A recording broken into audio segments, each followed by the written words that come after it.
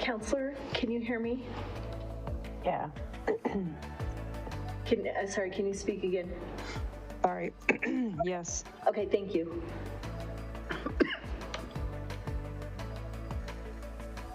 All right. Good evening and welcome to the May the 4th pause. May the 4th be with you all. 2026 Westminster City Council study session. Thank you for joining us this evening. Please remember our meetings are governed by the rules of decorum posted inside chamber doors.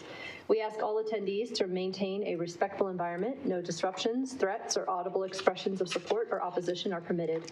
Signs and placards are prohibited and all attendees must remain seated in designated areas. Can I get a motion to allow Mayor Pro Tem Nermella to participate remotely in the study session and the two council executive sessions, well, the one council exec session and the WIDA exec session before we proceed? Councilor Johnson. I move to allow Mayor Pro Tem Nermella to participate remotely in the study session and the two executive sessions on our agenda. Thank you so much. Councilor Hott. I second. Thank you. Any discussion? Okay.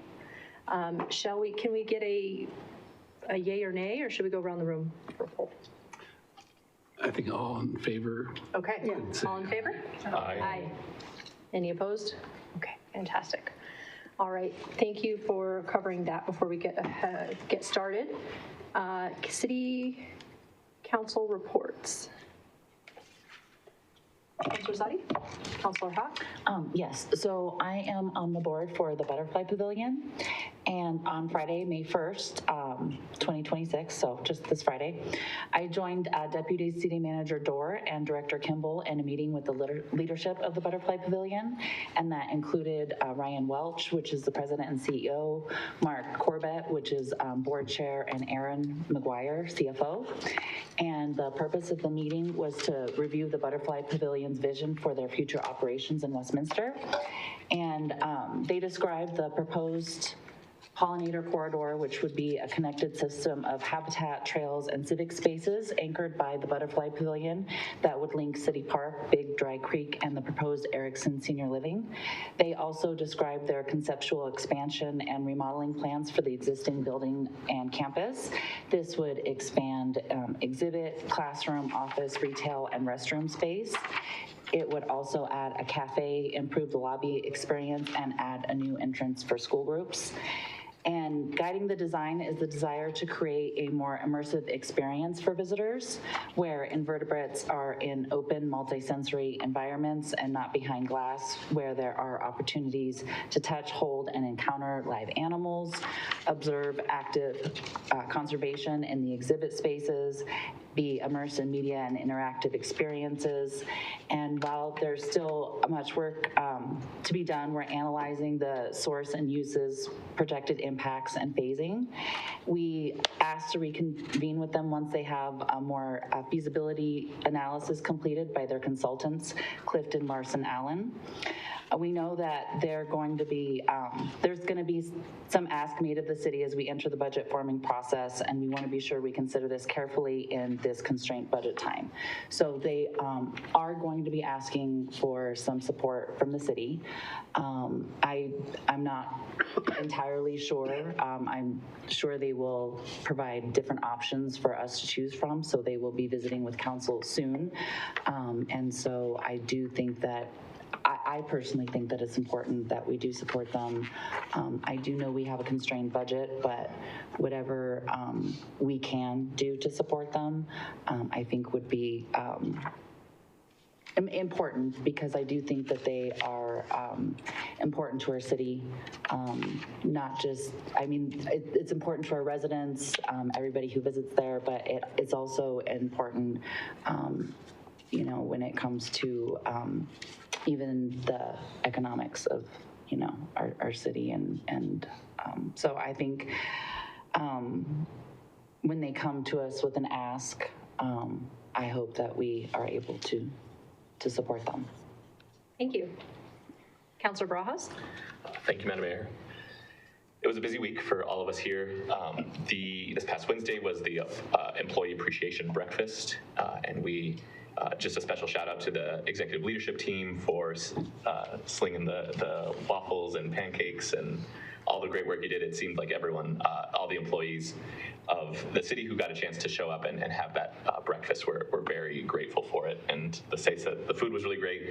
I had a chance, along with various members of this council, to kind of say hi and offer some raffle prizes. And it was a great moment to highlight the city's commitment to its employees. And so I'm grateful that that is something that, we have a really high level of expertise within our city staff. And so I'm grateful that we can show not only the appreciation on moments like this, but also just in the way that we structure our employee contracts, and they're just kind of the way that they're able to have stable employment here with the city.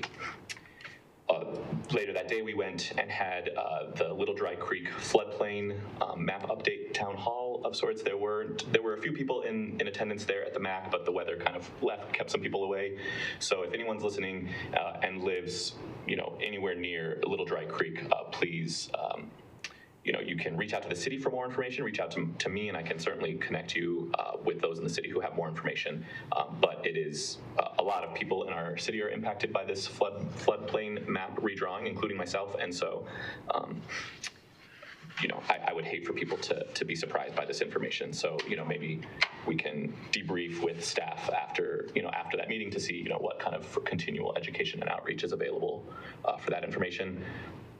After that was the Front Range Passenger Rail town hall here. There was a packed house, and so I was grateful that people showed up to share their excitement, concerns, their thoughts, and I just want to take a special moment to give a shout out to and note how grateful I am to this entire body, but particularly the mayor and mayor pro tem for really stepping up and ensuring that Westminster has a spot in this conversation and at the table for all sort of transit priorities of the state. And I think our residents are also grateful that we aren't forgotten or left on the sidelines in these conversations. After that was the Environmental Advisory Board, and so that was a great time. We had a chance to hear from our water usage experts, and I think everyone on the board was grateful for the presentation. So really thankful to Director Knipple and his team, all of his staff that made that available. And I think it speaks, to the greater desire of this community. We had the community update where we talked about drought plans and water usage, but I think, there will always be continuing questions, and so the more that we're able to share that information, the more information we can gather, I think, it responds well to I think, a pretty high need of the city right now. Thursday, we had a pretty packed day as well. We all we gathered together with many other municipalities and organizations in Jefferson County for the Spring Forum on Homelessness. And then later that afternoon, I was at the NCLU, or I attended virtually the NCLU class for local solutions on homelessness. I think the theme throughout the day for me was that there is a major need. Every city and municipality is attending to the kind of federal issue, global issue of homelessness. And I think there's a lot of desire and need for not only kind of regional leadership, but certainly regional funding as well, as I think Westminster has done a really good job of kind of responding to the needs of individuals who kind of note the impact that it has on their lives, and also doing it within our continuum of compassion. But I think there's a real strong desire for regional leadership, and I think whatever we can do as a council to continue to advocate for something like that would be ideal. So I'm certainly willing to continue participating in that conversation. Later that afternoon, Councillor Ireland and myself had a chance to go to the business walks. We were out kind of by 108th and Wadsworth, and it was a really fun time. I'm really grateful for the business owners who let us kind of interrupt their day. We kind of just showed up and said, "Hi, we're from the city," and I looked like a salesman, and so I was kind of carting around a bunch of bags. So I promised them I wasn't soliciting, and I just, we wanted to just give them some info on Small Business Week, which is this week, and a lot of them were just so kind of grateful to chat with us, and I think that was a really positive experience for me. So later that afternoon, this Strive program at Copperwood Apartments, the mayor and I had a chance to go to Copperwood Apartments and see this cool grill grilled cheese toy giveaway, which was, they offered grilled cheeses, sandwiches, and they gave away toys to residents there. And they also had a raffle for grocery gift cards. But really, it was a great time for Amy Sanders, who gave us a presentation a while back from Greystar, to be able to connect with residents around their needs. And I'm grateful that Greystar continues these community programs and is willing to continue the conversation. The rental housing ad hoc committee meeting was after that, and while I got there late, I was able to kind of see that there was some consensus around from both property management teams and renters around enforcement. I think everyone is whatever the code kind of outlines, there is some support for good enforcement measures to support that code. Friday, there was a ribbon cutting at Puzzler's Escape, which I'm mentioning it there. One, I love escape rooms, but two, the owners there just could not stop talking about how much they loved Westminster and how glad they were to be a small business here. They're not too far from Fire Station 5, and it was just a really nice way to lean into Small Business Week, and I'm grateful that they trusted the city enough to kind of put their desire for small business there. And I also am hoping to connect. They want to do an escape room that's themed around Westminster history, so I'm going to connect them to Westminster Historical Society as well.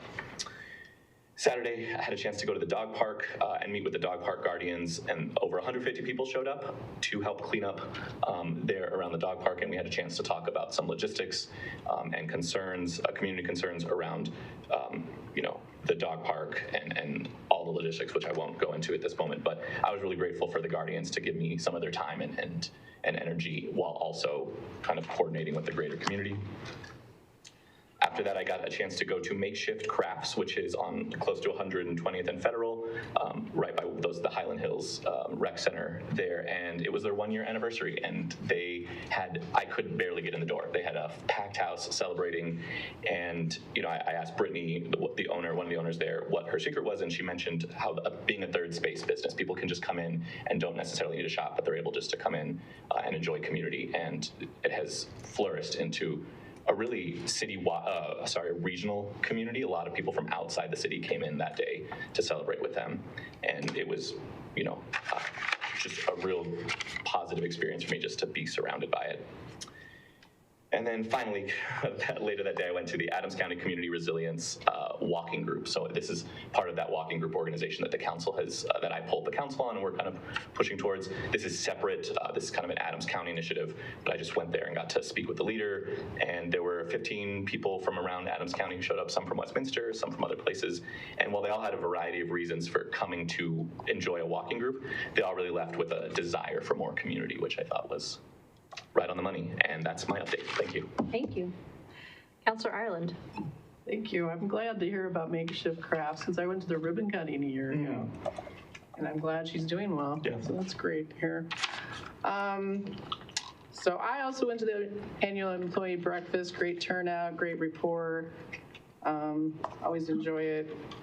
I attended the water task force with Councilor Azadi. He's already given us a summary of that.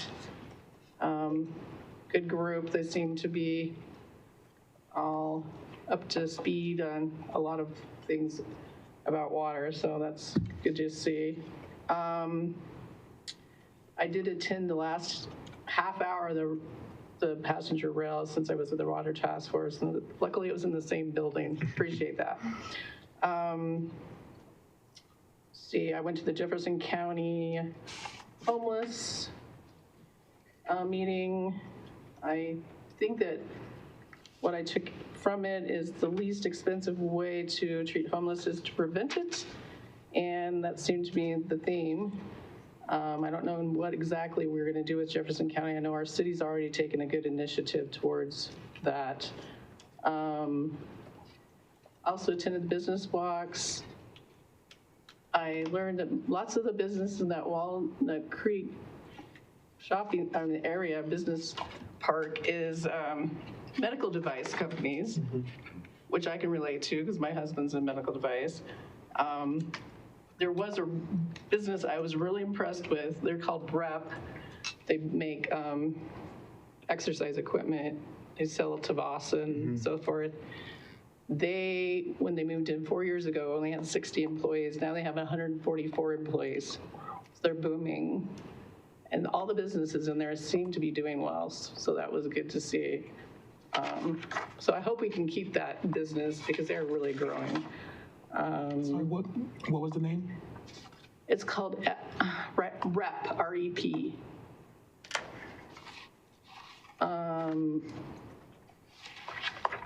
Also today, I attended, Councilor Rosati was on the call about the proposal from Adams County for childcare pilot program.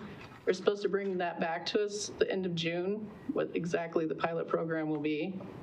So we'll look forward to hearing from them then.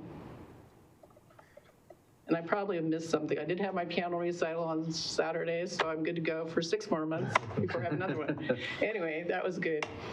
That's all I have. Thank you. Thank you. Councilor Johnson? Thank you, Mayor. And I don't think I had quite as busy of a week as Councilor Barajas or Ireland, but I was able to attend the Employee Appreciation Breakfast in between my 2 minutes of fame talking about Pothole Palooza, which is over, and I anxiously await the number of potholes that we filled because I'm not sure I have that number, but looking forward to hearing that this evening. You know, it was really great to see all of the senior executive leadership supporting staff, not only by hosting the breakfast, but by actually cooking the breakfast. And I think it's a really unique and great thing that the city does. And then that evening, it was touched on, but the Front Range Passenger Rail and Joint Rail Service Town Hall was a great success. And not only people from our community, but neighboring communities came to hear about the plans and give their input. And I know after speaking with the Front Range Passenger Rail folks after the fact, they found it, you know, our town hall incredibly valuable for them and their research and community outreach efforts as they begin to do that work in our region. Thursday, we had the regional spring forum on homelessness in Jefferson County, where we talked, you know, where we had a great conversation, and hopefully we'll bring some ideas and money from the county to our city to help us solve this problem for the portion of our city that's in North Jefferson County, but for all of the city, as this is a regional issue. And I thought there were some really groundbreaking ideas that were discussed, and also some pretty clear barriers that we have discussed and need to address with our partners in this effort. But that was really valuable. And finally, my fiance ran a 5K this weekend, and she did it by practicing running on our Big Dry Creek Trail. And it was a reminder of, you know, how valuable our city's open space and infrastructure are for people's lives, and, you know, all that hard work paid off, and it was really great to see, and it makes me want to take a walk on the trail. I don't know about a run, but I'll do a walk. Come on. Great job, Kiana. Thank you, Councilor. Mayor Pro Tem DeMello?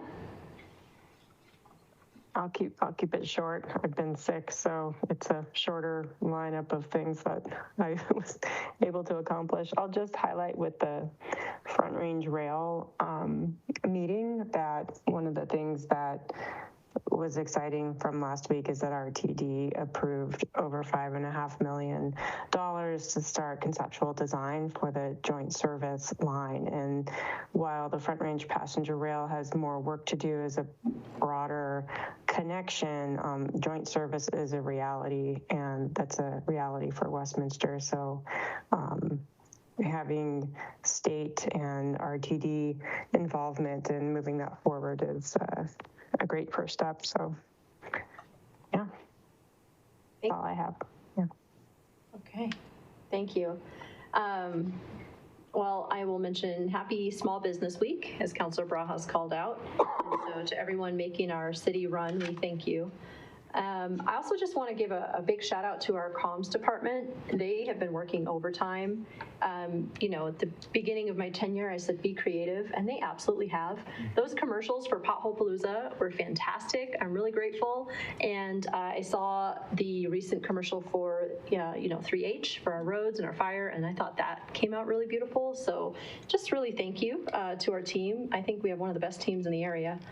And it was already mentioned a few times, but we had a real big week for townhouses. We had multiple townhouses.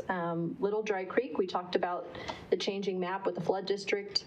If you do have questions, please reach out. We will send your questions over to the Mile High Flood District because they were in our town to talk about that. And it was just really interesting to hear how the maps from 78, when they were originally created, you know, they predicted our city when it was fully built out to be about 33% paved over, which affects the way that our drainage works and that our water works and how much water is retained in the city. And of course, now that we are fully built out, we're more like 50% paved. And that has really dramatically moved. Not only has the water amount that we're getting this year changed, but also the way that we design the city has affected the way that the water moves in the city. So that's interesting to think about. And then, of course, as we heard, we had a very successful town hall. Front Range Passenger Rail was in town, and we talked about joint service. And I will just give my sincere gratitude to Mayor Pro Tem for all of her work on this for years now to make sure that Westminster is represented in this discussion. And now here we are with the state sitting in our city hall chambers telling the public that this is happening. And I can't overstate how huge that is. So that's a real big milestone to achieve. So it's really exciting. And then, as was already mentioned multiple times, we had the Regional Homelessness Forum with Jefferson County, and that is really a discussion to expand on the IGA, which was it began last year. It was a monumental change. It was the first time that really the Front Range has even not just properly, but even addressed at all our homelessness issue on the Front Range. And now we're taking a look at it and saying, okay, what now? How do we continue this work? Can we expand it? And of course, we are just in our beginning conversations with our collaborative just talks on the Adams County side. And so hopefully we can bring some of our lessons learned over to the Adams County once we get back to that community forum with them. And then also, as was mentioned, just thank you to all of our employees for being as amazing as you are and keeping the city working around the clock as you do. And thank you to everyone who cooked for the Employee Appreciation Breakfast. It was so much fun. I had a real great time. It's so much fun to, you know, announce winners of all those draws. I know it's a lot of work too to put that together, to collect all the raffle tickets, to collect all the prizes. So it's even in appreciating, it's a lot of work just to put it together. So thank you to those who do all that.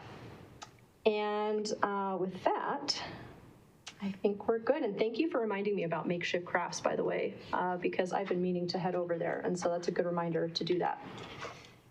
City Manager, I'll hand it to you. Do you have a report this evening? Mayor, thank you. I do have a brief report this evening. If I could have the next slide, please. First up, by way of update, this is on the top of everybody's mind here at the city and in our community. This is an update on our drought watch. First and foremost, we want to thank our residents for their significant increase in accessing our water conservation programs. So the participation in our programs like our sprinkler audits, our garden in a box, and our lawn replacements is up and under high demand. So kudos to residents for responding to that. I do want to let everybody know we're not quite at our reduction goal to avoid potential watering restrictions in the future. So this is you know, a heads up for our community that we really want to remind you to limit outdoor irrigation to no more than 3 days a week and to run your sprinklers between the hours of 6 and 10 a.m. to reduce evaporative loss or evaporation loss when it's hot. This is really important, and for those of you who are able to, we're asking for you to now reduce your watering to 2 days a week. If you can. Of course, some light rain today is helpful, and a little bit more last week, and some more precipitation coming tomorrow, but please do keep that in mind. I'm not saying that we're ready to go into that next stage yet. We do believe in our community that they're going to rally and voluntarily reduce, so we'll track that very closely. Also beginning in May, so right now, the city will be sending out direct mailers and emails, which will provide stronger encouragement to residents to voluntarily reduced their outdoor water use, and we're tracking these numbers hourly pretty much. So we're very on top of this. We won't let too much time go by. If we need to invoke the next stage, we will do that, but we're hoping not to, and we do believe our community can rally and avoid us doing that. Next slide, please.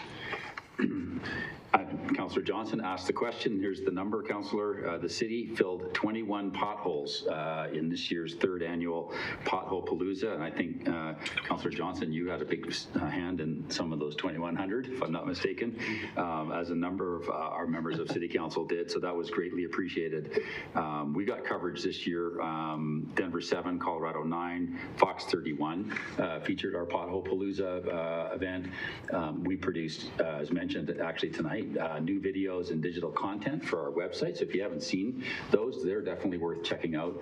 Our social media, our communications team was very busy, and we did produce that material in Spanish as well as English. So we got a great response this year. There's our crew right there in the picture.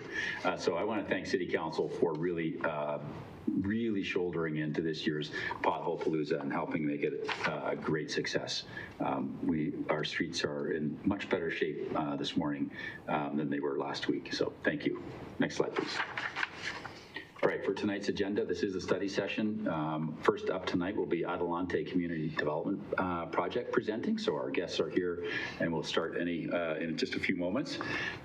We also have an overview of the city's procurement process and proposed updates to the city manager's approval authority. So that'll be a discussion led initially by staff, and then we'll seek council's direction.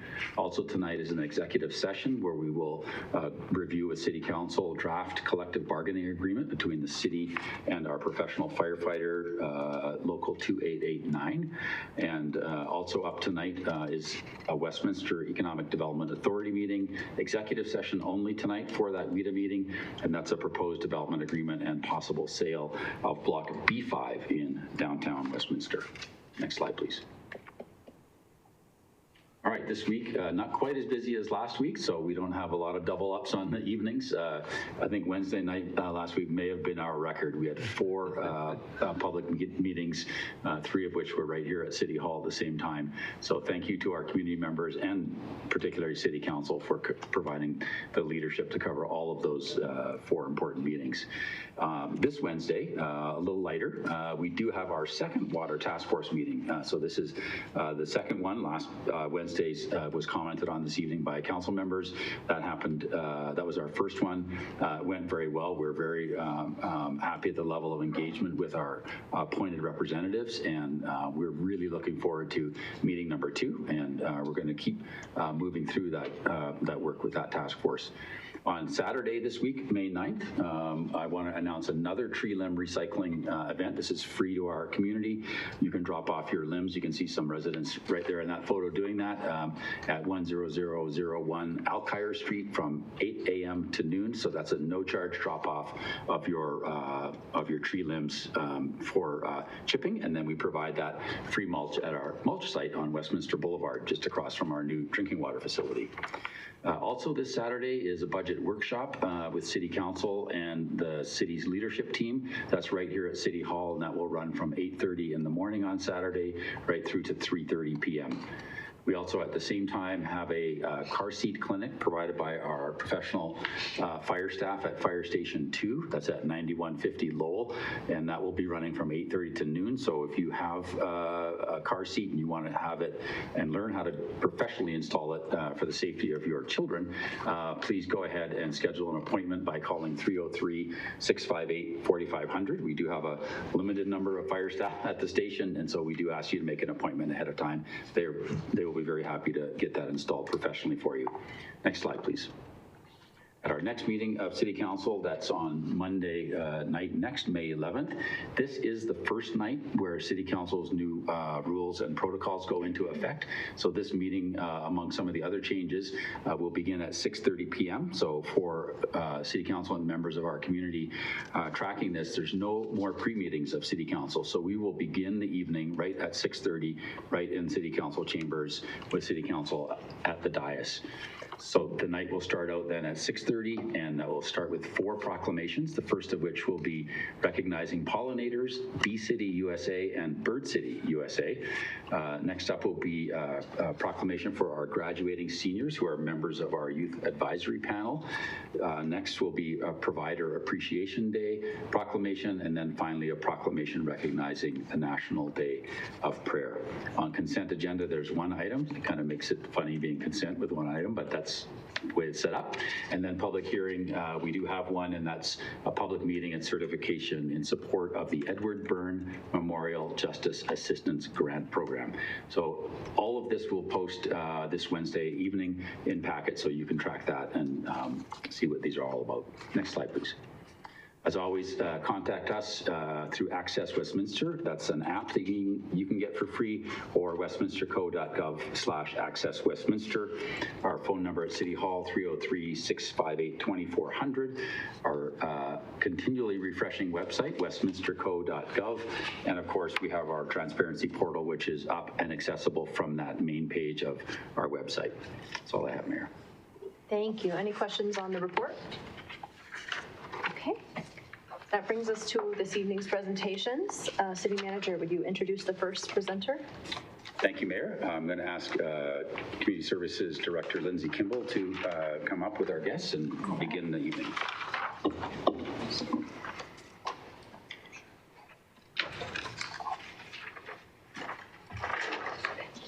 Great. Good evening, Mayor, Mayor Pro Tem, and councilors. Lindsay Kimball, Community Services Director. We have with us tonight an amazing group of people that I've been so excited to learn more about, to work with over the past year or so, and just so impressed with the amazing work that they do, and really happy. It's been a long time coming to get them to a presentation point, and we're so excited to tell you more about what they have in store for the City of Westminster. I will say I'm so happy because they purchased a building. We have many renderings here. We didn't want to crowd the space too much, but we'll leave those up for you to explore. There's some really great renderings of what they plan to do at 88th and Lowell in the heart of our community with their project to help entrepreneurs, as well as establish a food truck park, which helps as a graduation and launch pad for the entrepreneurs that they help. And as well, they're specialists in helping train childcare providers, particularly at-home childcare providers, and we know we need to increase the supply of that in our communities, and that's another check. We're very excited about that, and I will turn it over to Maria Gonzalez, who's the president and CEO of Adelante, and let her tell you more about this exciting project. Thank you, Maria. Thank you so much, Lindsay. Well, good evening, everyone. With me today, we have Sandra Cafuentes. She is our board chair, and she also represents Vectra Bank here in Westminster on 72nd and Federal Boulevard. And Jess Vasquez, he is our board vice chair, and he has a lot of experience working with development and community and just really building our organization as they're both supporting us. Thank you very much for the opportunity for us to present. We're super excited, and may the fourth be with Adelante tonight. Throughout the presentation, feel free to, if you have questions for us, but what we are building is really the Latino family ecosystem across Colorado. And talking about where Latino community belongs. Adams County is minority majority, Westminster about 25% of Latino population, so there's a lot of opportunities for us to build collaboration. But where did Adelante started? I am the founder. I started about 11 years ago really building an ecosystem to support Spanish-speaking entrepreneurs that continue to build businesses in Colorado but lack the infrastructure, the business acumen, the technical assistance, the support. And in the past, we relied on small business development centers or minority business office or the small business administration. However, they don't have the capacity or the cultural acumen to really support Latino, Spanish-speaking entrepreneurs. Since we started in 2015, we've supported over 8,400 Latino businesses launch in Colorado. Even though it has been in Spanish, it doesn't mean that they're not bilingual, but our offerings are always 100% in Spanish. We are a 501c3 63 in Adams County. Currently, our office is in Commerce City. And the main reason that I started Adelante is because myself as an entrepreneur, as a business owner, I lacked all of those technical assistance and learning, and it was really hard that nobody was really able to help me. So I brought in the solution to other businesses that were faced with the same economic mobility lack of support. What is going on right now with the market? So 1 in 3 business owners have a language gap. They need to be learning in their own native language.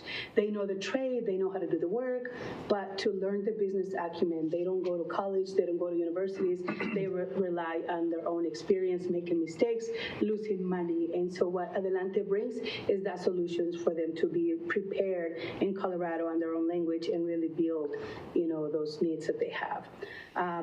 One of the areas that we'll be talking about is the child care. We understand the situation with Westminster, but across the state, there's a significant amount of support needed for young families. In my household, I have 3 grandchildren, a 7, a 5, and a 3-year-old, and both my son and my daughter have been in a wait list for years to get the support that they need for child care. So similar like that, many families continue to struggle, and Adelante is bringing a solution to this problem. Why Latinos and why right now and why we should not ignore? Latinos are a $4 trillion market. And if we were to be together as one country, we would be the 4th largest country of the world. So Latino business GDP is very huge. It's very important as we continue to build programs, systems, and services to make sure that they belong to a community. We are, as Latino families, already here. We're buying businesses, opening businesses, and creating families and legacies. So it's important as Westminster continues your impact priorities to include, Latinos in the planning. And Adelante will be one of those organizations that you can partner to meet us where we are at. Annually, we support about 1,300 businesses, and we support them in different ways. Technical assistance, capacity building, training, education, support, access to capital, in a number of different areas. If you were to look at Adelante, it's almost like the small business and workforce development for Spanish speakers across Colorado. For all of these businesses that we have supported, they brought in $110 million in economic mobility for themselves. We have deployed over $5 million back to community through grants and resources that we've experienced. And then overall, the last 10 years, Adelante has supported over 400,000 people. During COVID, we pivoted, and we were very successful at doing vaccinations at the flea market. You probably heard or saw us in the news. We successfully did about 16,000 vaccinations for community at the flea market, in addition to all other basic human resources, which we no longer do. That was a pivotal moment where everybody needed, and we were able to rescue these services for community. 3 areas that we focus a lot to bring in clients to our organization is through Adelante con Ganas, which is a monthly breakfast. We cater different topics that are business trending, that is needed, that is extremely important for people to get to know. The other one is Acelera tu Negocio, Sal y Pimienta en Cuna Empresarial. These are 3 business accelerators that we have. The first one, Acelera tu Negocio, it's a 3-month program that we are currently doing here in Westminster, partnering with one of the school districts. And we teach any type of business how to run and operate that business, including a pitch competition at the end of the program. The next one, Sal y Pimienta, we focus only on food entrepreneurs, from cottage food all the way to food trucks or restaurants.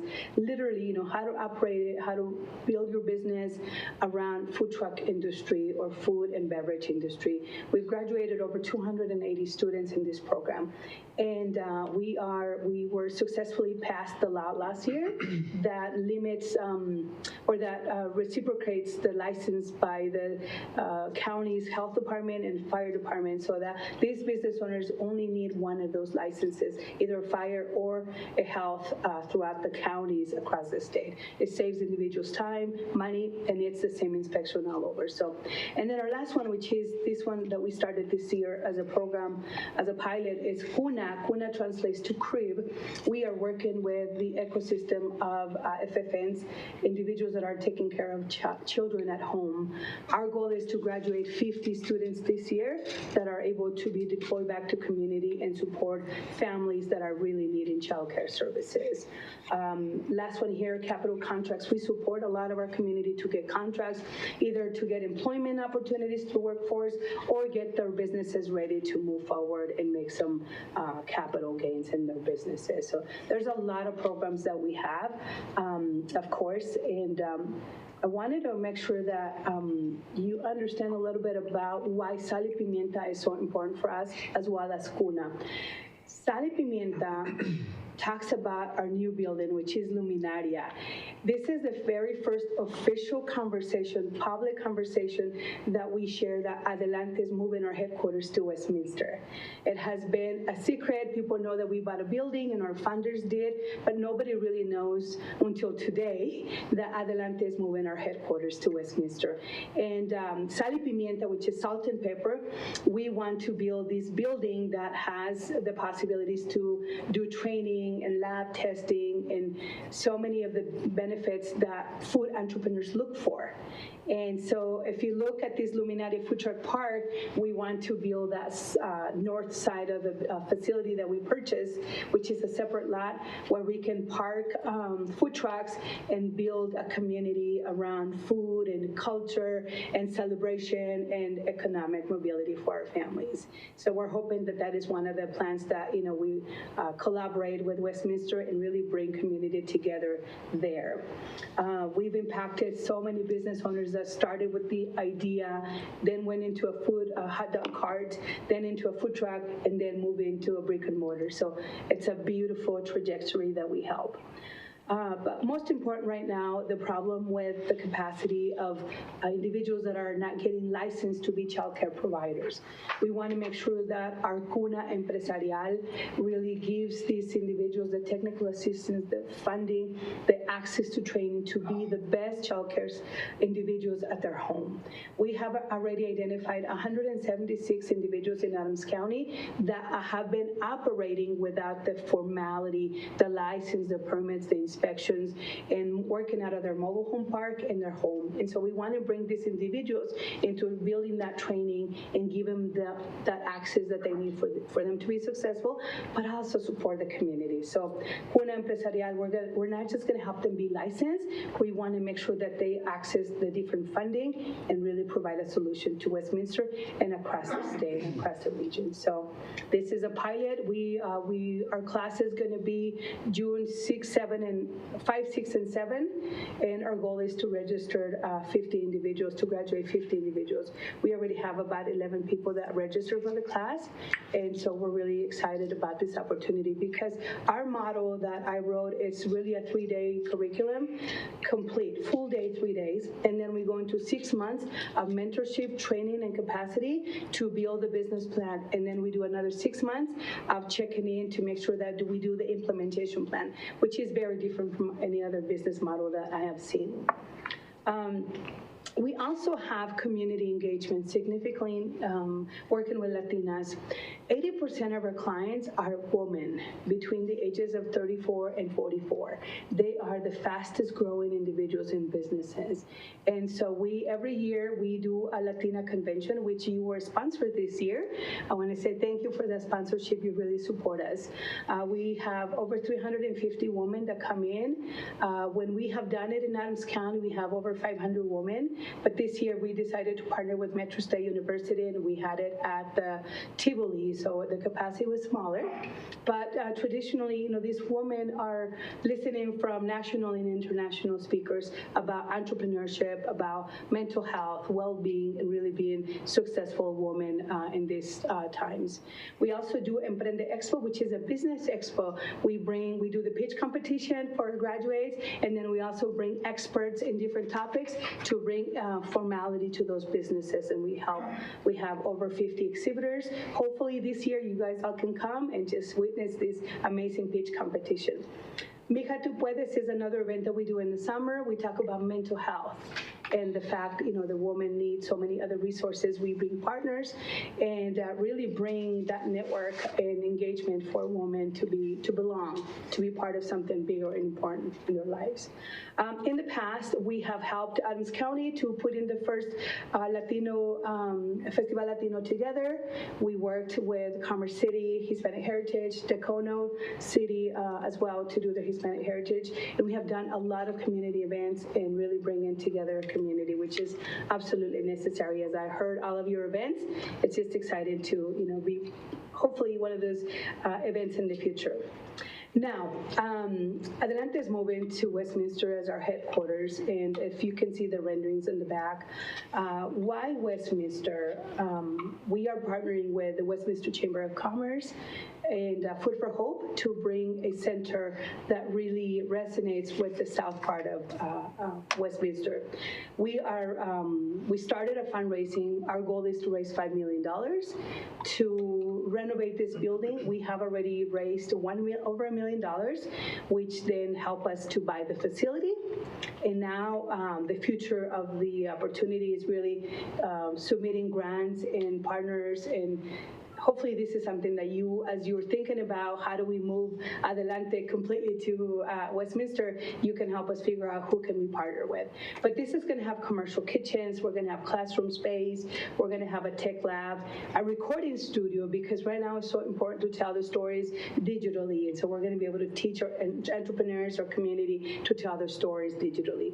And then we'll have a community pantry as we work with Food for Hope, and of course, Westminster Chamber doing all of these great things that they already do. So those individuals will be our tenants, and we'll be able to collaborate and do a lot of community celebrations. And as you can see, our murals, hopefully, I haven't seen the code for Westminster, but I hope, we can build some amazing murals and really build community in this place. It is 8845 Lowell Boulevard. It's about 4,600 square feet space, and we just can't wait to come and enjoy.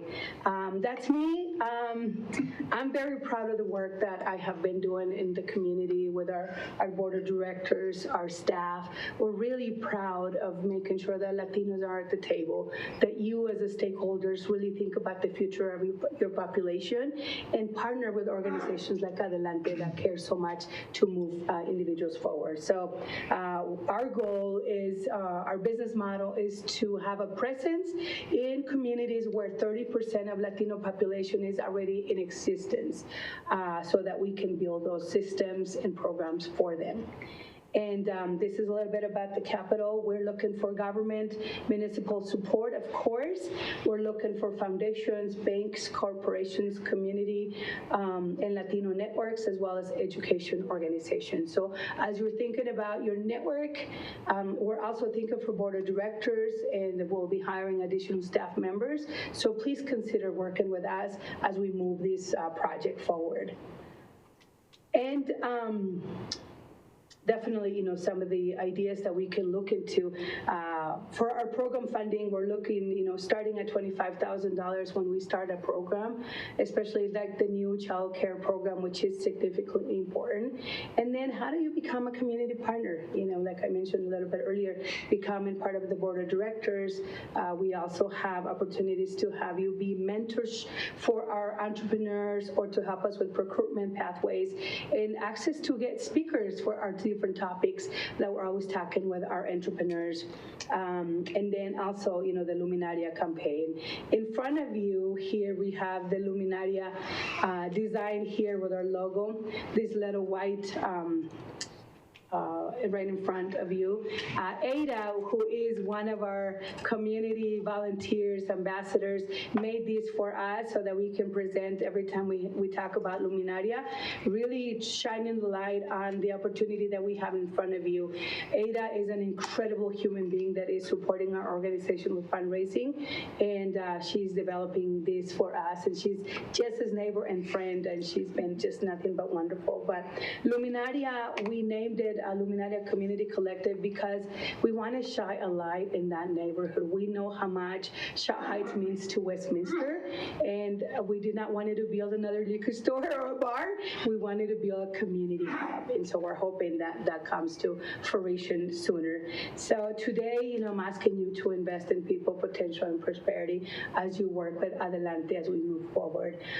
Even though right now we don't have a timeline to do all of the fundraising, we were hoping a lot with the congressional spending. We just got notified our second time already applying for it. Yesterday we got notified that they are not choosing our project as they have received over $900 million requests for funding, the current economic situation. So we're hoping that we get connected, that we collaborate, and that we build something amazing together. Thank you. That's all I have. Any questions that you might have for me or our board of directors as well? Thank you. That was a beautiful presentation. Thank you. Thank you. Councilors, any questions or thoughts? Councilor So is this the building right here? Yes, yes. So if you have any questions, I'll be more than happy to. You want to see it? So that is the back. We're hoping to build, sort of like community gardening. In our older building that we had a community garden. And here I can show. Thank you, Councilor Ireland. Thank you. This is sort of what we want to do in that area, closing the street here. And then if we have, so this is going to be our building, of course, rehabilitation. And then here we want to do all of those food truck parks and close here the street so that people can sit down and eat and enjoy, build community. And so we have one entry here. This is a right of way. This is, of course, your street, which hopefully we can partner and use some of that. And then we also own the south part, which is a drainage investment situation. We got to figure out what we can do with that.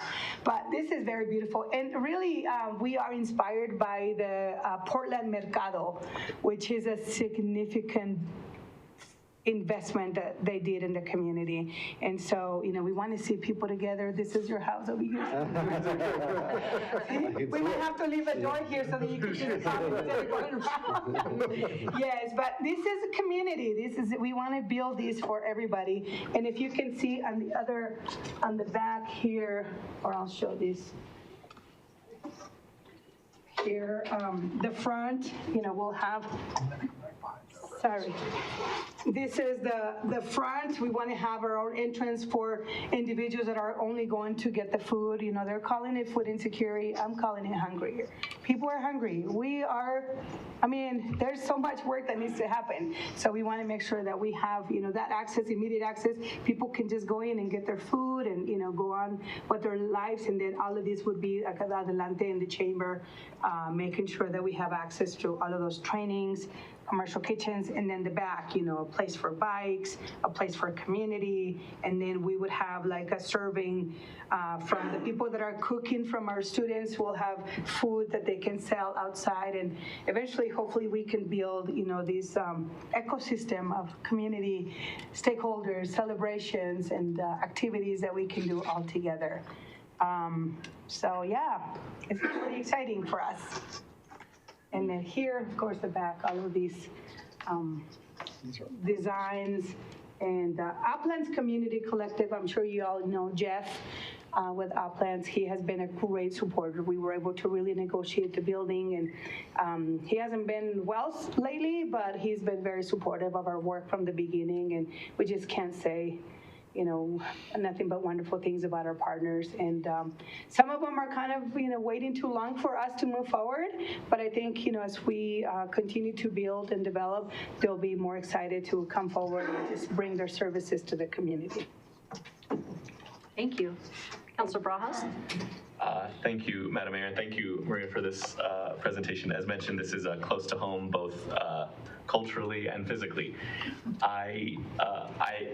So first, I want to mention that, as I kind of excitedly shared the secret with the community surrounding there, I think there's interest in, if you wanted to, like maybe a formal invitation, that I could set up some sort of meeting if you wanted to meet some of the community members around there. Just maybe once we're at a more concrete time, when we have a more concrete timeline, or even just initially, but we can be in contact. I think the community in that area would really love to be able to kind of share some of the excitement and concerns. I would say the main thing I hear about, I think they're excited for the food truck park. They're wondering about parking, particularly because the roads around the area are thinner and so only allow for parking on one side of the street. So any sort of, as you kind of develop the plan, if you can kind of keep in mind the impact around parking. I think people can park on Lowell on both sides, but it is a little bit hard to cross either way. There's also, I'm really excited that there's the recording studio. South Westminster has an incredible history with recording studios. There's, I don't know, just off the top of my head, 4 different recording studios just in the area. And so if there's ever an opportunity, I'm sure our community services department would love to connect you with some of the expertise that exists within South Westminster. It's something that I'm recently discovering, but I think it's great in sort of media recording. I just want to highlight how honored I am as a resident of Westminster and on this body that your approach to entrepreneurship and business is kind of exactly what I think any city and community needs, right? You're focused on the needs of the community, right? Particularly highlighted the need for childcare providers, something that we've talked a lot about as this body. So not only is this something that you're good at, but you're attending to a need of the community, and you're looking at a business as a way to build community as well. And so a lot of the times we're asking our community partners, every person around this table has asked our businesses to be a partner with our community and be a partner with our city. And it sounds like this model that you have is all about, meeting a need, successful businesses, and partnering in community. And I think that's a remarkable way to go about it. And I'm honored that you chose not only Westminster, but this part of Westminster for your service. And I think people, who are moving into the Uplands, as Uplands kind of continues to develop, will be excited to engage in this partnership as well. The last note that I had, I'm kind of curious about your connection with Adams County. So you mentioned Shaw Heights, it's an enclave, so the vast majority of this area is unincorporated Adams County. Do you have any plans to kind of connect with the county for a similar presentation? Or I don't know if we can kind of facilitate some of that partnership as well, but I think it would be good to be a good county partner with our county partnership. Yes, we have a great relationship with Adams County. In fact, Adelante received the most out of all of the nonprofit organizations in Adams County, the most funding in ARPA funding.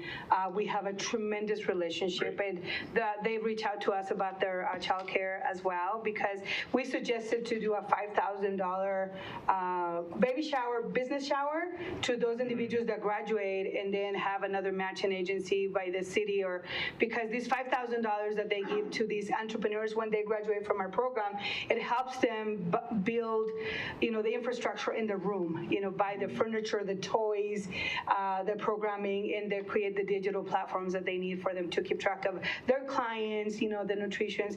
We don't teach individuals how to do the trade. We teach them the business part. We have a lot of experience. All of us are business coaches and are trained and, certified as business coaches. So that's what we teach, that part of, but yes, if you could do an introduction for us to do a similar presentation now that it's going to be public, we appreciate that, because it's important for them to know, what we're bringing to the table. We are a solution to many of the opportunities. Yeah.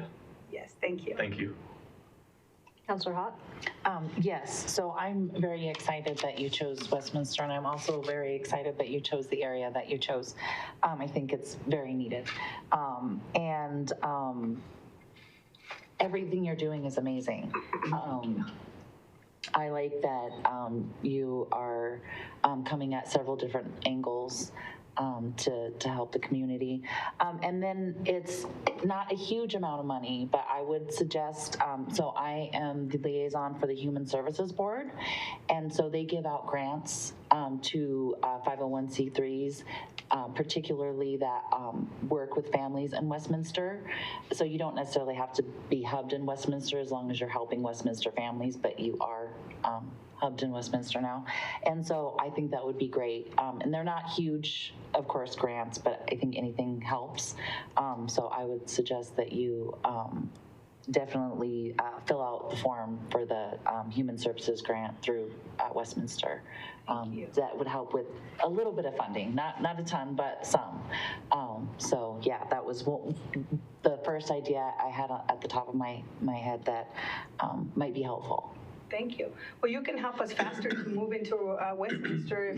If there's an empty building we could use, or if there's like commercial kitchen we could use, or any space capacity. Well, I mean, we don't have to wait until this is built, but we can move immediately to either, to help more of the community. But our office right now in Commerce City, it's kind of small. We're in a single family home, storage, 2 stories, and then we use Commerce City Resource Center for our training and education, and we work with the Valles Family Center. We do most of our trainings here, but thank you so much. We'll be looking into applying. Okay. For sure.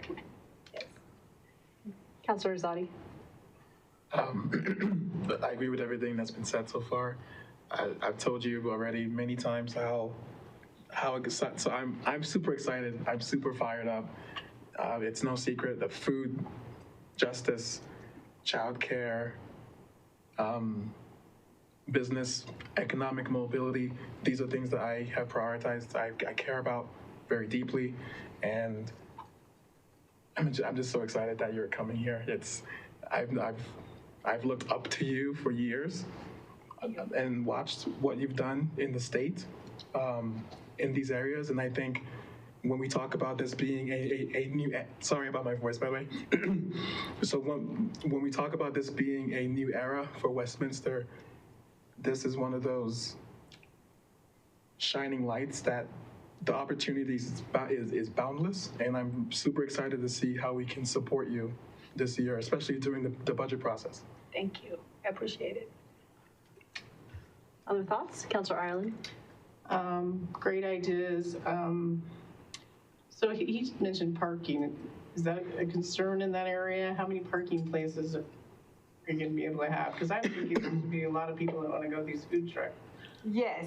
So the current building is it's fenced all the way around because of safety. We've had some graffiti issues, and we had to, get some support with code enforcement. So there is, even though there is fence around, we can open the gate here and people can park. There's plenty of parking inside the facility already, so we can utilize that. Or we can open in here, but we would really like to have, seating area here. That way it allows for a lot more community members, so no cars could go through here. So do you know how many parking places you have in there? Here, all of this is parking. Okay. I don't know how many right now, but all of these inside of where the current building is, there's parking all the way, or space to park here, and there's already parking here. It probably would need to be marked, but there's plenty of parking. In fact, that was one of the big problems that we had since we bought it. So many people left their cars for nights, and and so we had to just fence the area. But yes, I'm sure we can work things out. Good. Yeah, safety is important. That's great that you're going to get people licensed for daycare, because Adams County, they demand you be licensed for whatever they're going to propose, and I would talk to them about their proposal that they're bringing back in June. So. Absolutely. Thank you. Councilor Johnson. Thank you, Mayor. And as the neighbor on the other side, within walking distance here, I think I'm very excited to have you in our community. I think it's a valuable part of South Westminster. And the only thing I would add to the conversation is, as you're going through this process, especially with all the work that's going to be involved, please don't hesitate to reach out to us as a council, both in our individual capacity, but also city council capacity, just as, especially Councilor Barras and I as neighbors here in South Westminster. Wonderful. Thank you so much. All right. Well, I'll just add on, I'm so excited. I've been wondering when this will be happening. We've been hearing whispers since last year, so I'm so excited that you're here. We have this presentation. I'm really excited about the food truck. I've been talking about a food truck rally, where in the city can we make that happen?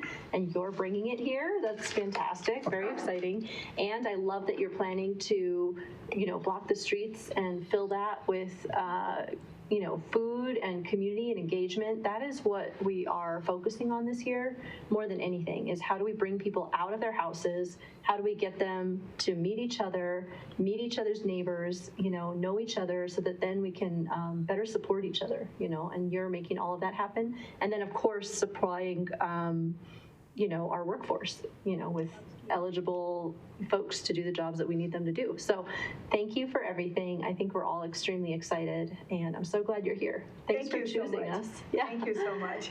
Can I just add Did one check with Sarah? one? Oh, Mayor Pro Tem. I don't want to take up a lot of time, but I do want to thank you so much for locating here in Westminster. We are a community of small business owners. It's most of our businesses in Westminster and most of our economy, what drives it. And this is very much needed. I love that you are working towards filling gaps that we need, that we have in our overall need with childcare and food. And I am just wondering if, as you develop your presence in Westminster, there could be some good partnerships in connecting these especially the new food businesses, into events that we have, like Top Taco, for example. I remember just reading an email today that we need or want to bring more Westminster businesses to be represented in that event. So, how can we start to build a greater presence with these new businesses and get people and have more exposure. So I'm looking forward to building out opportunities like that, in addition to what you've already identified. Great. Thank you so much. Thank you. Very good. All Thank right. you. Well, thank you all for coming, and have a fantastic rest of your evening. Thank you so much. Appreciate the presentation. We'll see you soon. If I could just a 5-minute break to let them tear down and get some water and. Sure. I was going to do it after the next one. Let's do it now. All right. 5 minutes now. We will reconvene at 8:45.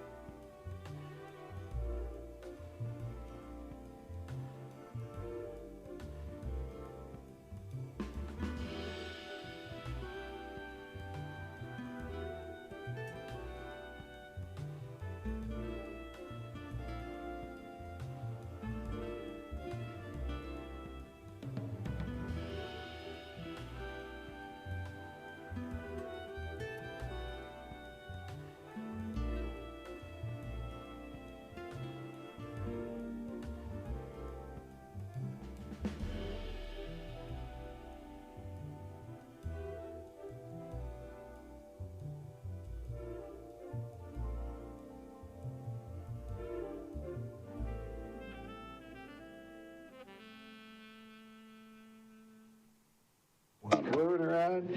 Oh, yeah, I want to. Yeah, but I like, what do you mean? Lowell's blocked off here. That's how I get to work. What do you mean I can turn left on Lowell? I'm trying to get to work. 7:45, and we're back from break. Welcome. All right, I'll turn it right over to Ezekiel Vasquez and Aaron Raz, who are going to present a very short presentation tonight, and then open it up for your discussion and direction. Thank you. Good evening, Mayor, Mayor Pro Tem, members of council. I'm Ezekiel Vasquez, Chief Financial Officer, and I'm joined by Aaron Raz, our Procurement Manager. And tonight we're bringing forward proposed changes to the City Manager's procurement approval. This was something that you requested us to bring forward, and we've done some analysis, and we are going to dive into some data here. So procurement in Westminster, we centralized the procurement process in 2022 by creating a procurement division. The procurement division manages all purchasing of goods and services. They perform contract administration. They manage all competitive solicitations. And we are now seeking to increase the city manager's procurement approval authority from $250,000 to $750,000. Why do we use a competitive procurement process? The reason for that is that taxpayer funds are held to a higher standard.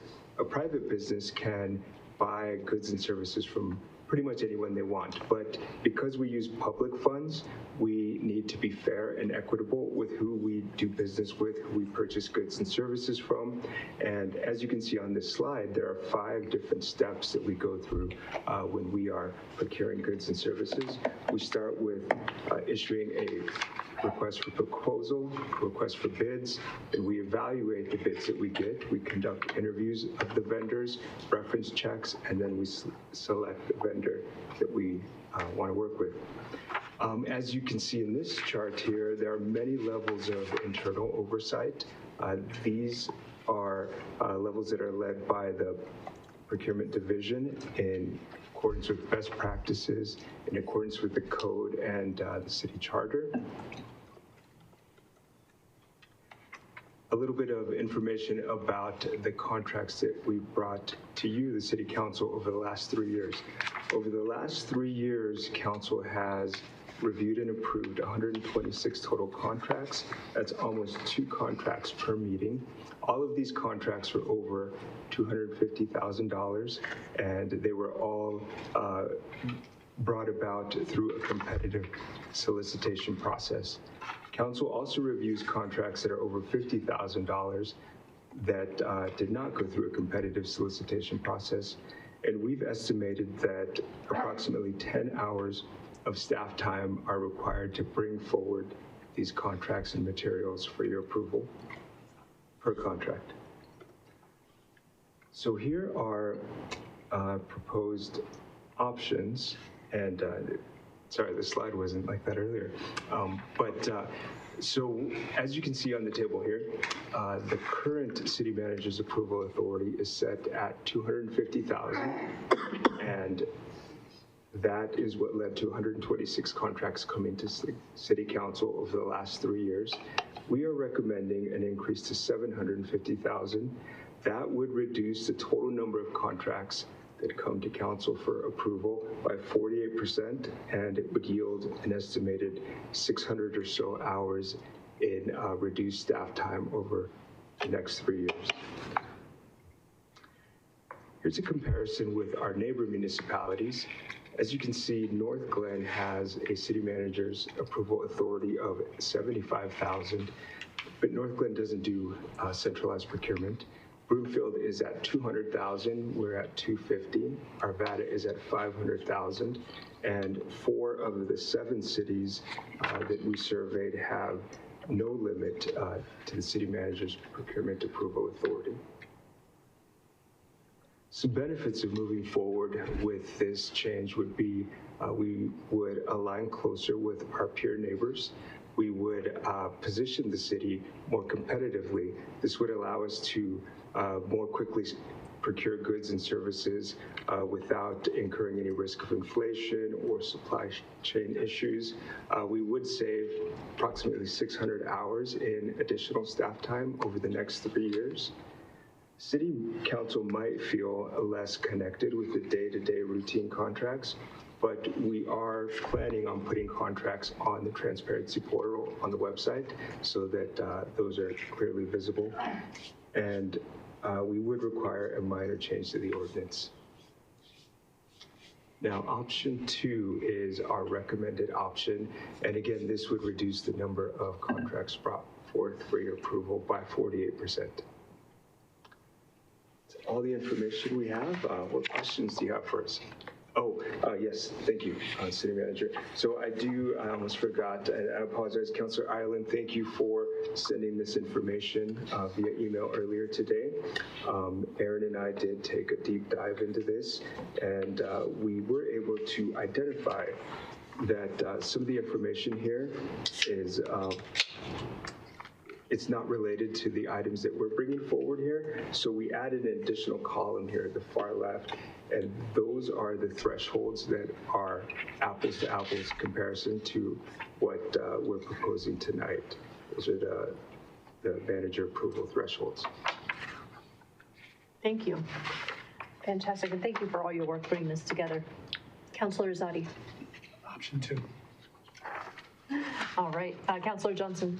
Yeah, I'm also option 2, and I just want to say, having been the person to bring this forward, I really appreciate the work and the diligence that was done to give us options. You know, as being new to this process, but seeing the process, I think there's a ton of value in giving staff time back to make a more efficient government, but also I know we've been putting a lot of work on staff with this new council and the new direction of the city.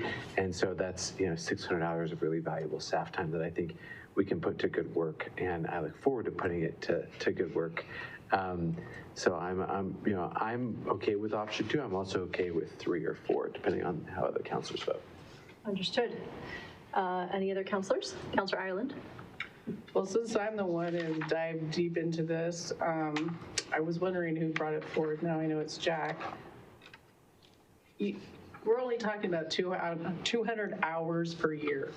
The typical employee works 2,000 hours per year. It's only 1/10 of one employee to bring forth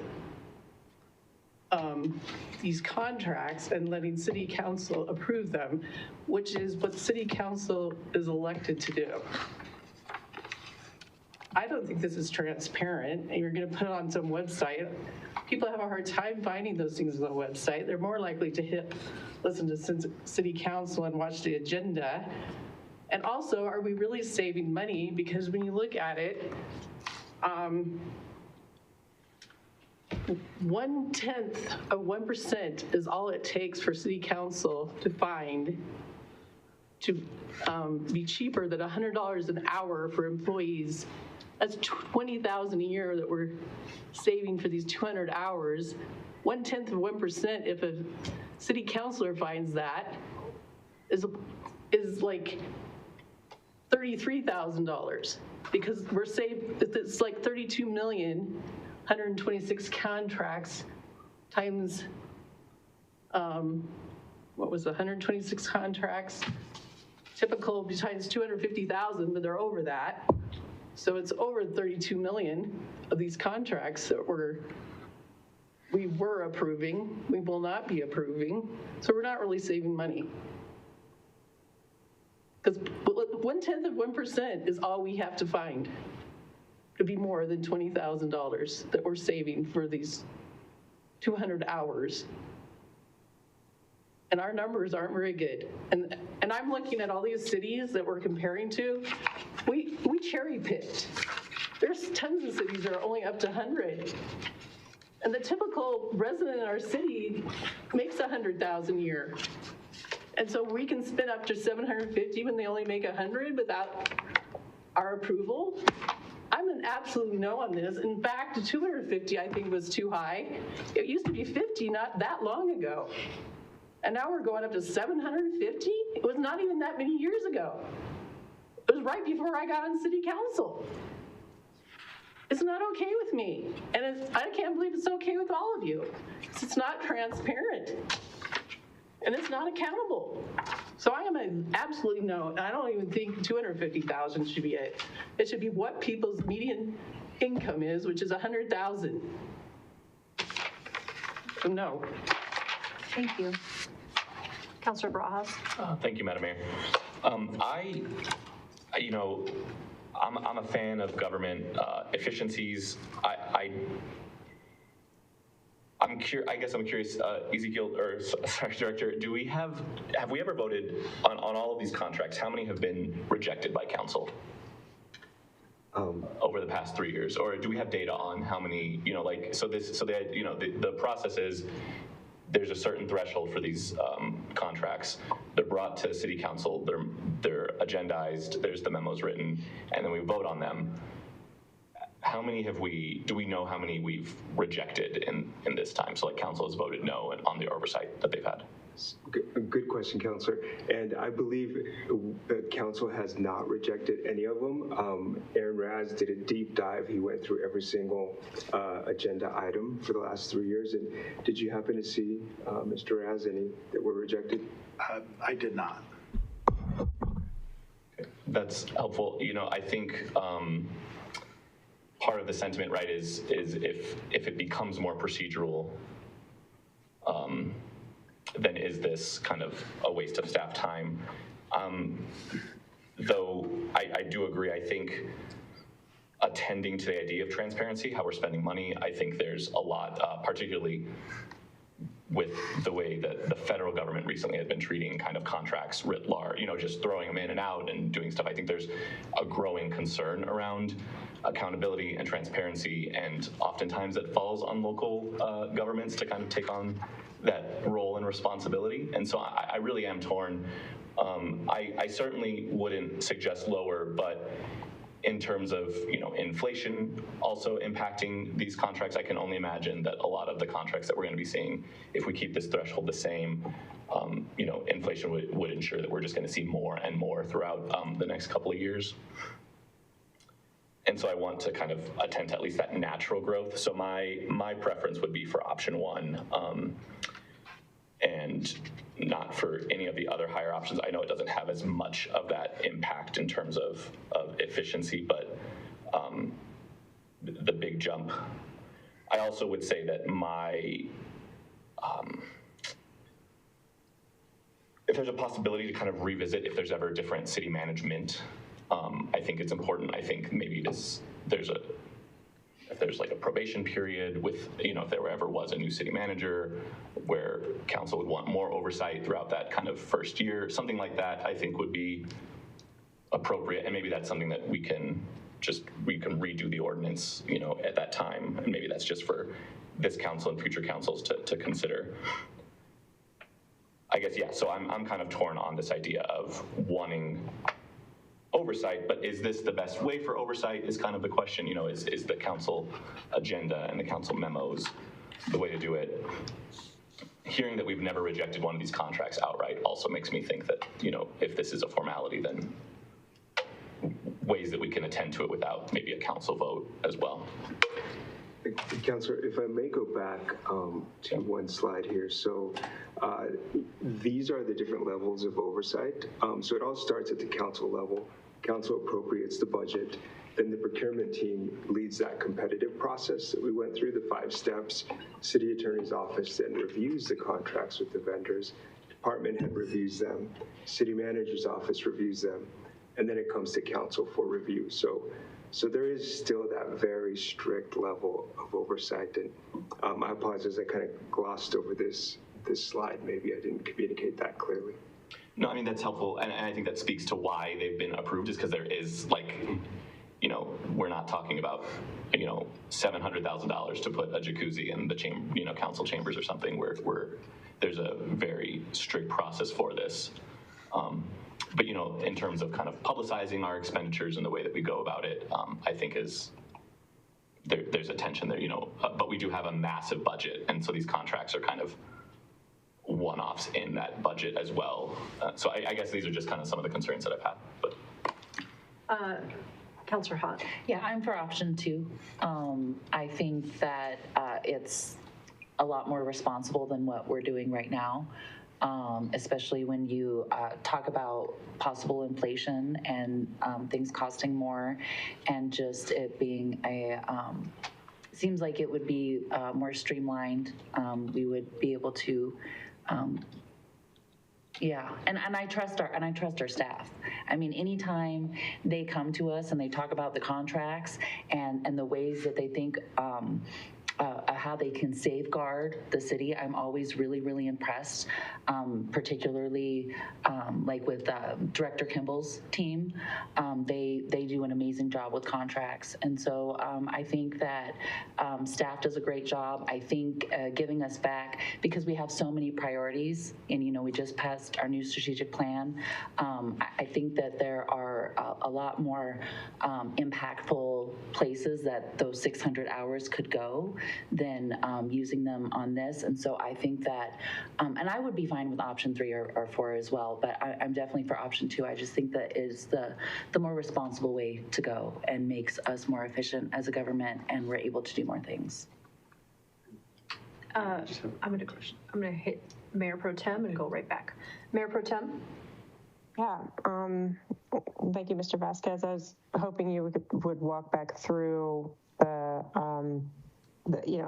how we appropriate the dollars and are involved with that. And I'm wondering, for transparency, and just maybe you could comment on if something new were to come or need to be spent of a nature that was $500,000 or what have you. What's the threshold for the city manager needing to come back to council and ask for those funds if they were not budgeted? So, what's the threshold for a supplemental ask? Okay, thank you, Mayor Pro Tem, for the question. The appropriation piece, that happens during the budget approval.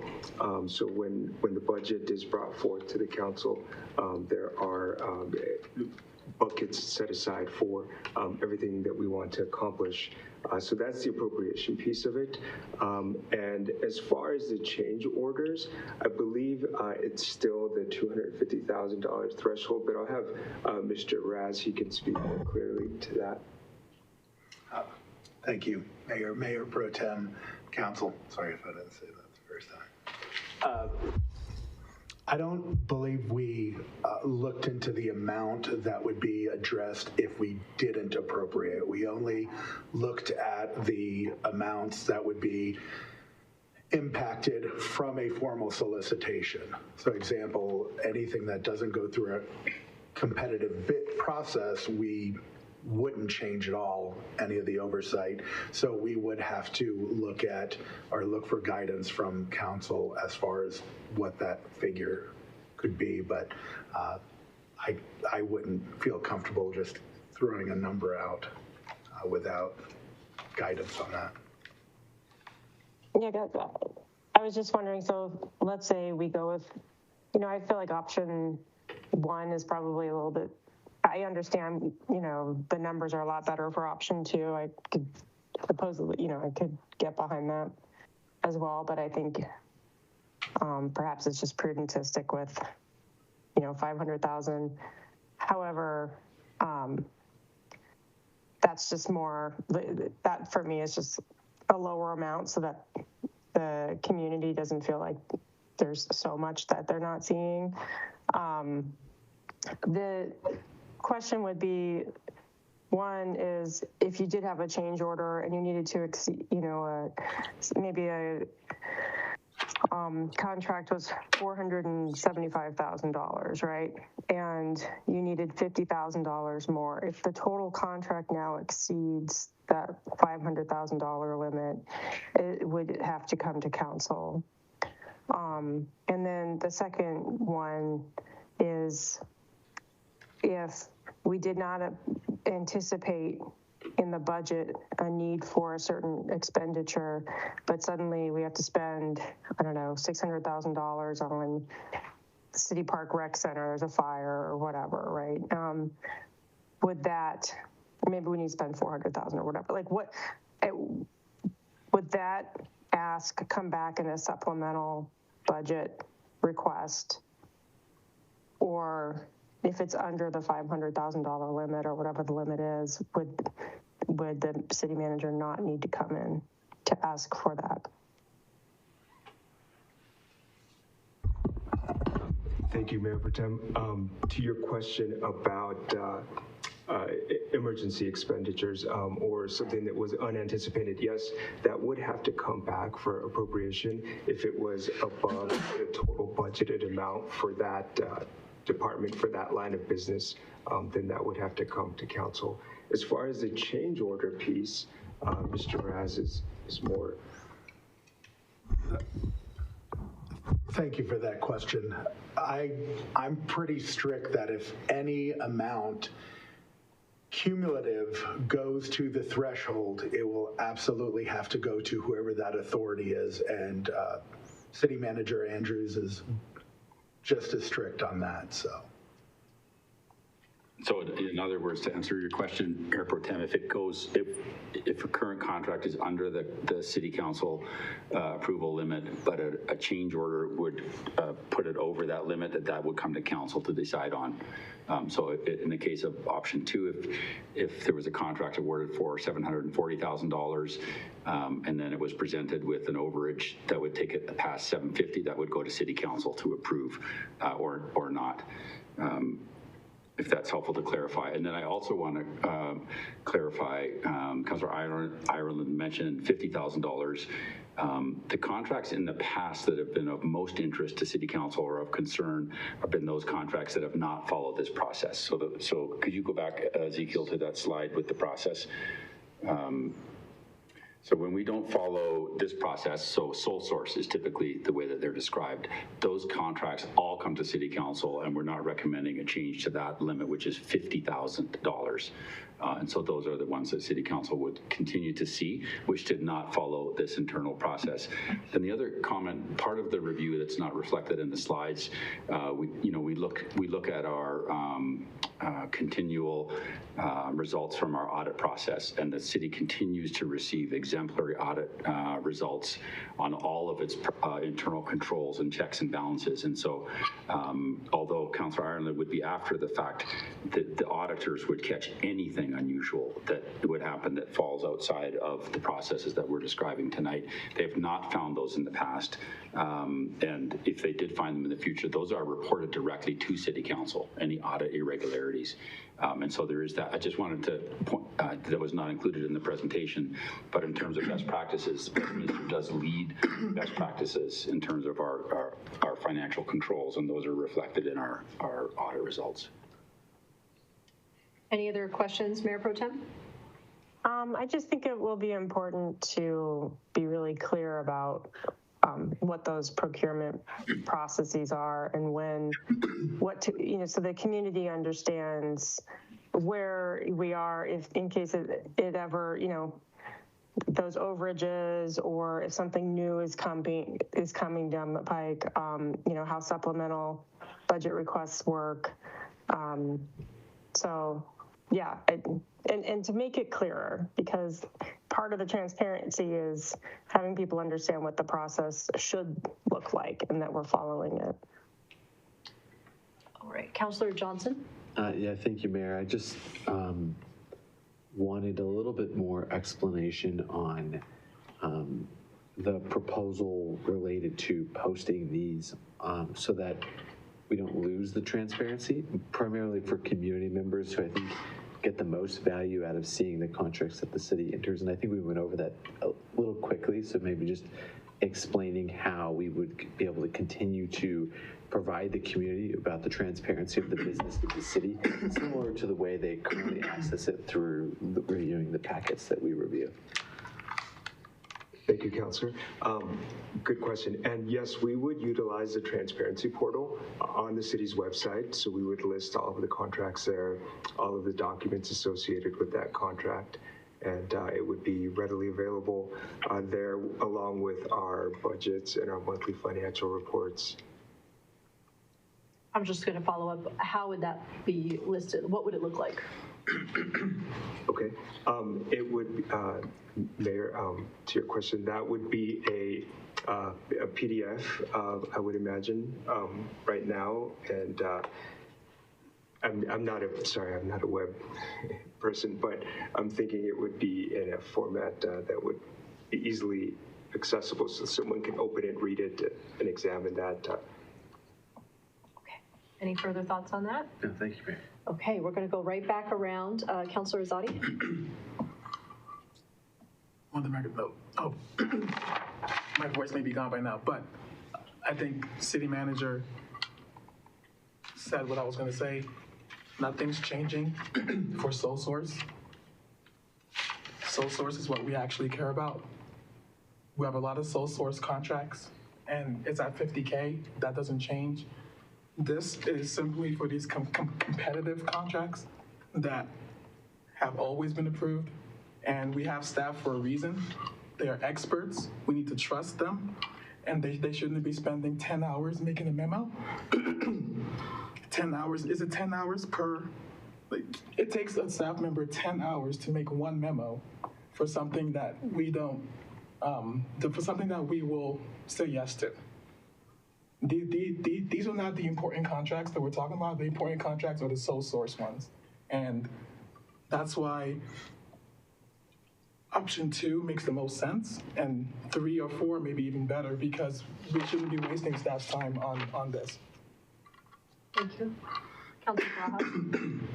You know, when Director Vasquez was talking about the transparency piece, I wonder if there's maybe an opportunity for at least, you know, whatever this council decides on, whatever the change is and what's not brought before us, you know, if there's maybe a quarterly kind of spreadsheet check-in for a study session, or some way that we can maybe even with majority council approval request a memo, you know, if there's a desire to like actually agendize it.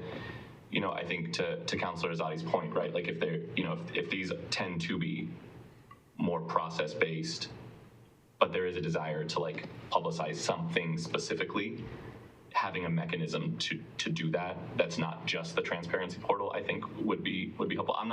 I'm just spitballing, so it doesn't have to be anything that I just said, but you know, I would appreciate either this body's you know, attention to it or staff's kind of thoughts around ways to do it, while not, you know, I don't want to just redirect that time save into something else.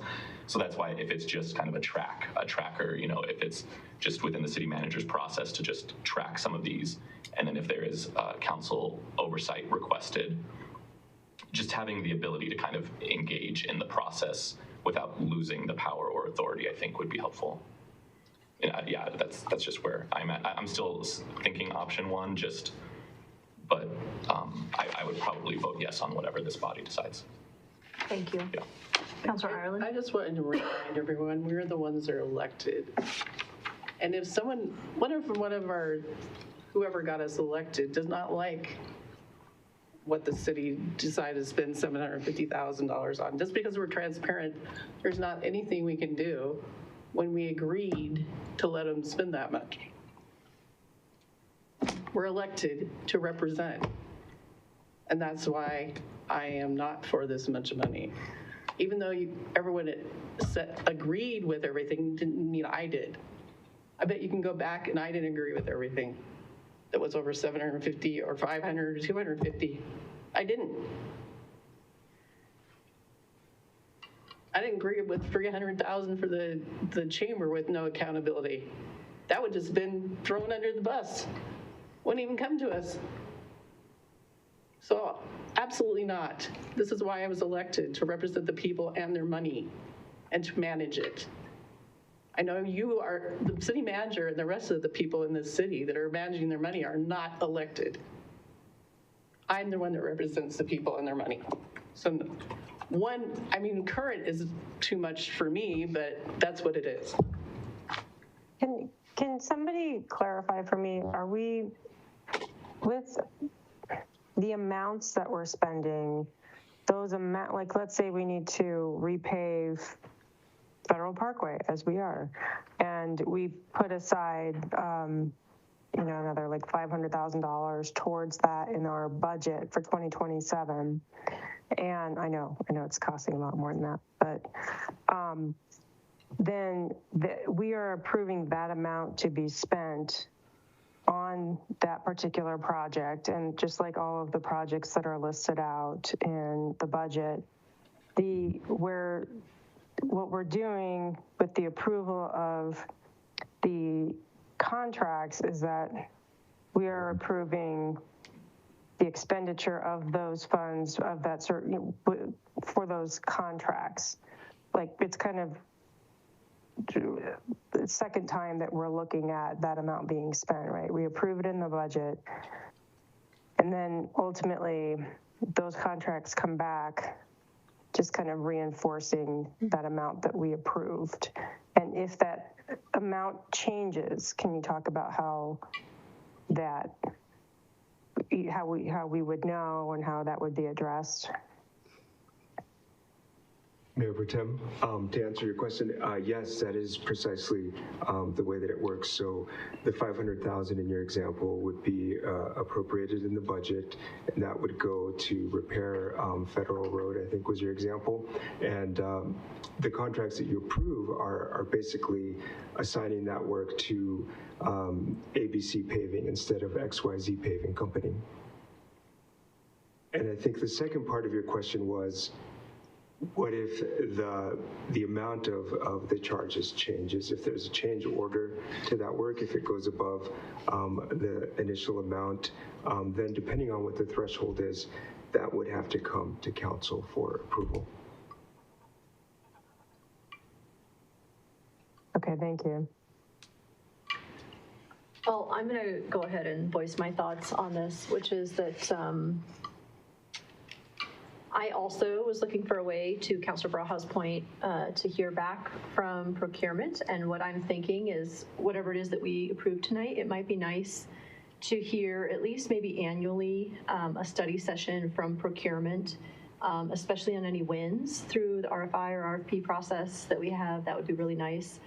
Any significant changes, if it's in the other way, you know, what happened and why. That might be nice to just have an annual instead of perhaps these hours every week. And then we could have the opportunity to dig in and follow up if we chose that route. And personally, I am for option 2, just because with inflation, numbers are a lot higher than they've ever been. I have a feeling that these other councils are going to be upping their numbers some point as well. And as far as Mayor Pro Tem's, well, before I move on, also because my confidence has really greatly increased now that we do have a procurement system.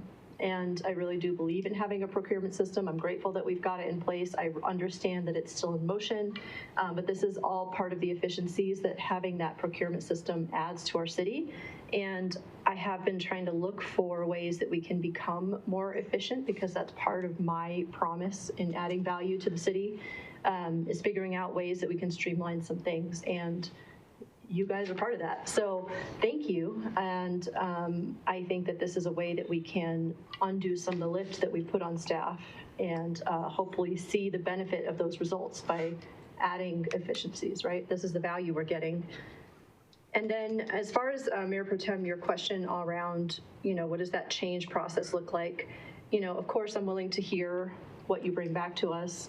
But most projects have a 15% buffer. You know, and so somewhere between 10 to 20% of a buffer within a budget.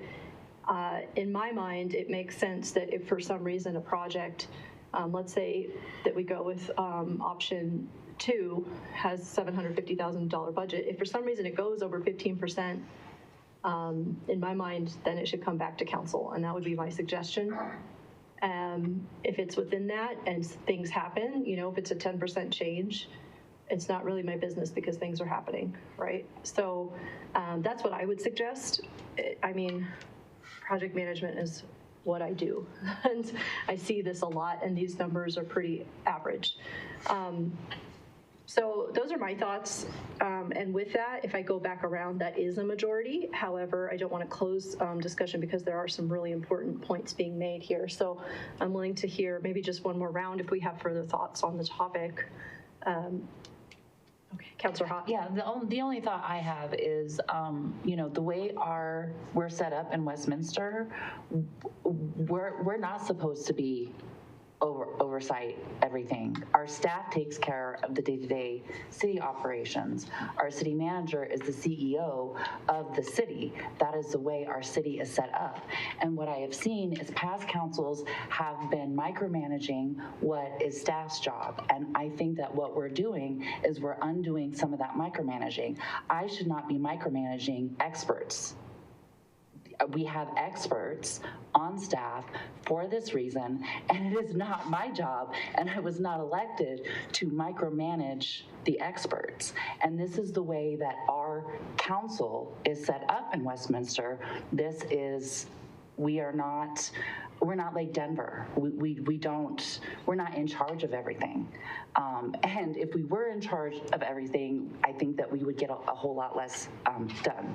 So I think that, I agree with Councilor Azadi, we need to trust our staff, we need to trust the experts, and again, we still have a lot of say. We still have a lot of say, and a lot of contracts are still gonna come to us. And so I don't think it's my job at all to be micromanaging the experts when this is not what I'm an expert in. Thank you. Any other thoughts? Councilor Ireland.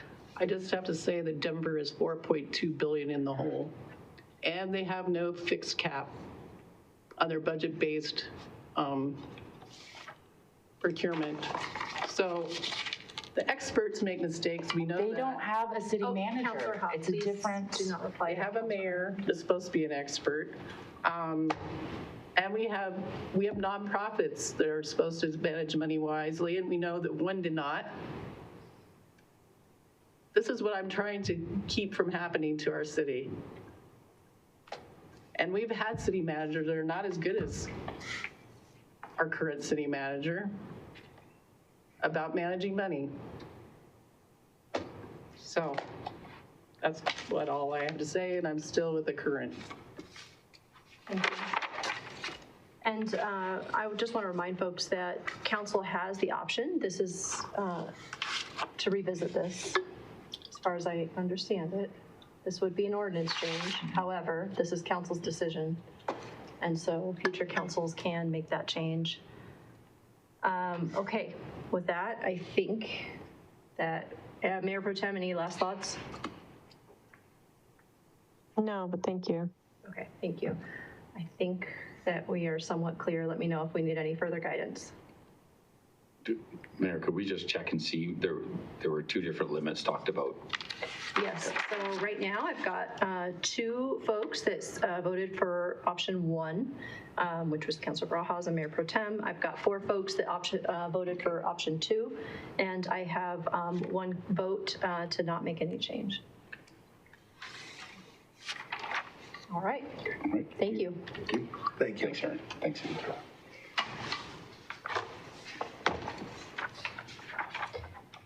Okay, with that, this concludes the public portion of our meeting, and we have 1 executive session scheduled and 1 WEDA executive session scheduled.